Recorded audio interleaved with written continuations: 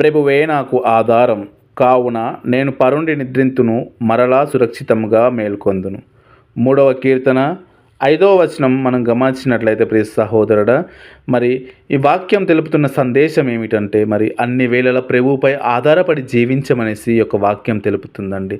మరి ఈ రోజున మనం దేనిపై ఆధారపడి ఉన్నాం? మన ఉద్యోగం పైన, మన యొక్క వ్యాపారాలపైన, మరి నీ తోటి స్నేహితుడిపైన, నీ యొక్క అన్న తమ్ములపైన, ఎవరిపైన ఆధారపడొద్దనేసి బైబుల్ తెలుపుతుంది ప్రియ సహోదరుడా.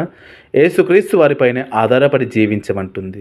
మరి నేనే సత్యము, నేనే మార్గం, నేనే జీవం అని పలికిన యేసుక్రీస్తు వారు మరి ఈ రోజున నా వలే సత్యంగా జీవించండి, నా యొక్క మార్గాన్ని కనుగొనండి, నా వలే జీవించండి అనేసి పలుకుచున్న యొక్క వాక్యాలను మనం కనుగొని మరి యేసుక్రీస్తు వారిపై ఆధారపడి జీవించాలనేసి ఈ యొక్క బైబుల్ సందేశం తెలుపుతుంది ప్రియ సహోదరుడా.